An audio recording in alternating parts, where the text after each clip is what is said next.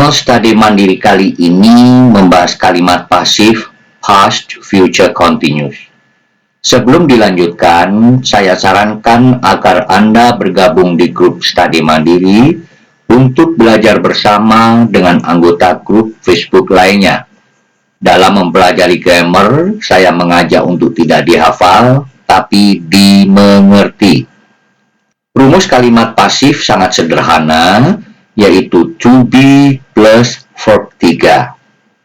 Mempelajari kalimat pasif, sebaiknya mengetahui dulu apa itu past future continuous, yaitu menunjukkan kejadian masa lampau yang semestinya sedang atau akan sedang dilakukan, tapi kenyataannya tidak dilakukan, tidak terjadi.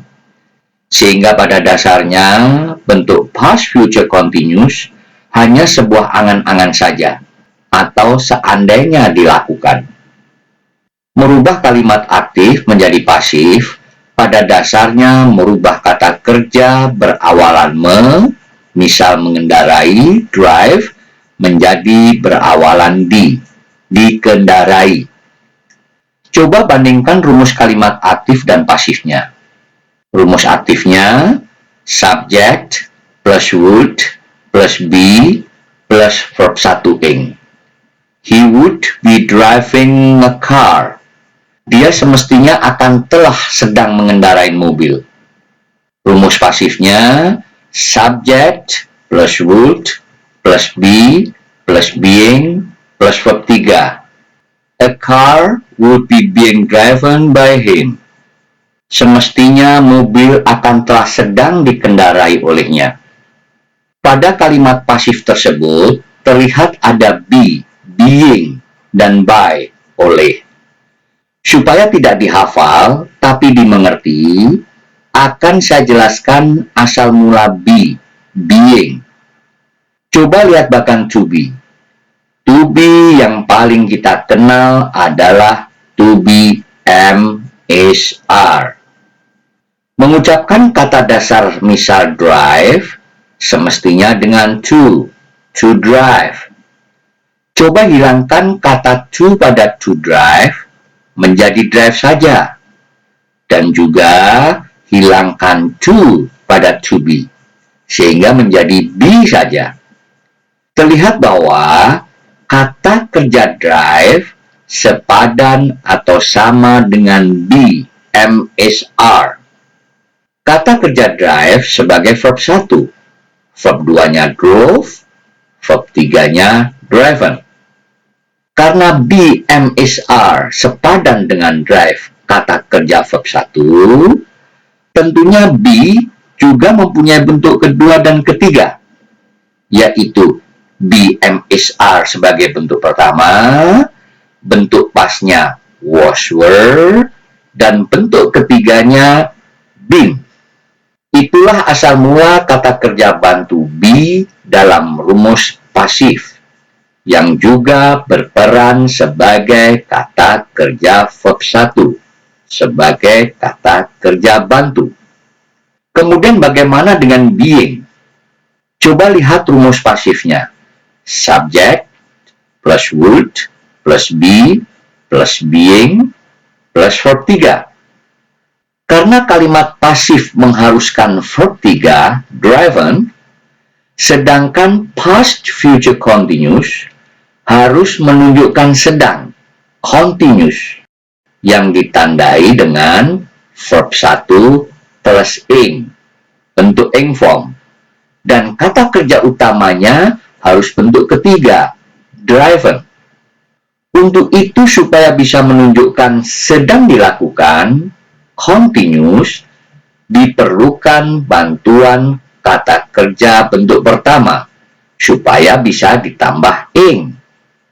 Kata kerja bantu be itulah berperan membantu, sehingga menjadi being. Sesuai yang dijelaskan sebelumnya, bahwa be juga sepadan dengan kata kerja bentuk pertama, verb 1.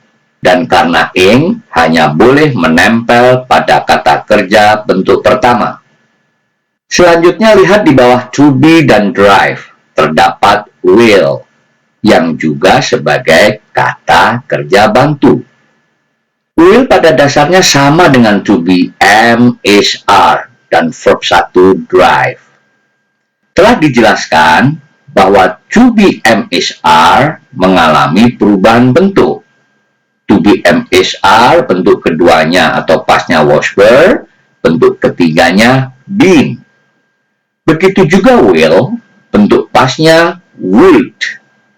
Karena yang dibahas past future continuous, yaitu akan dilakukan tapi bentuk lampau, maka will juga harus bentuk lampau atau past, yaitu would. Tentunya diletakkan setelah subject. Hal penting lainnya tentang pasif bahwa subjek kalimat pasif diambil dari objek kalimat aktif.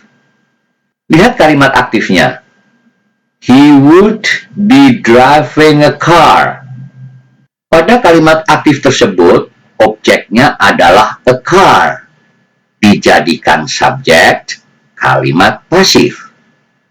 Kalimat pasifnya menjadi a car would be being driven by him. Terlihat pada kalimat pasif terdapat kata by him, oleh dia, menunjukkan si pelaku. Sehingga lengkaplah penjelasan asal-usul semua elemen pada rumus pasifnya, yaitu subjeknya a car, karena past future, maka diperlukan would, akan, bentuk past dari will. Kemudian sudah menjadi ketentuan, setelah would harus kata kerja pertama. Dikarenakan pasif menuntut kata kerjanya bentuk ketiga, driven, maka untuk memenuhi continuous atau sedang dilakukan bentuk inform, diperlukan bantuan kata kerja bentuk pertama, yaitu be, menjadi being. Yang terakhir kata ganti orang he. Bila sebagai objek, maka he berubah menjadi him. Bila she, menjadi her. Kalau it, tetap it. They menjadi them. We menjadi us. You tetap you. Dan I berubah menjadi me. Jadi ada dua kata ganti yang tidak berubah bila menjadi objek, yaitu it dan you. Sehingga kalimat pasifnya menjadi a car would be being driven by him. Tentunya mudah kan bila merubah menjadi kalimat negatif karena hanya menambah kata not setelah would. Sehingga kalimat negatifnya menjadi a car would not be being driven by him. Tentunya mudah juga kan bila merubah menjadi kalimat interrogatif, karena hanya menggeser would menjadi di depan subjek. Sehingga kalimat interrogatifnya menjadi would a car be being driven by him? Sekali lagi perlu diingat, bentuk tenses yang dibahas kali ini adalah past future continuous. Sebenarnya belajar kalimat pasif harus mengetahui tensesnya dulu. Bila Anda menemui kesulitan menangkap penjelasan kalimat pasif past future continuous ini, dikarenakan kurang memahami tensesnya, saya sarankan pelajari lagi dulu 16 tenses lengkap dalam 16 video yang telah saya buat dengan penjelasan detailnya. Saya yakin bila Anda menguasai 16 tenses, maka akan sangat mudah merubah kalimat berbagai tenses menjadi kalimat pasif. Agar channel Study Mandiri semakin berkembang, mohon bantuannya subscribe, like, dan share ke teman-teman grup WA supaya pengetahuan menyebar lebih luas. Selamat belajar. Terima kasih.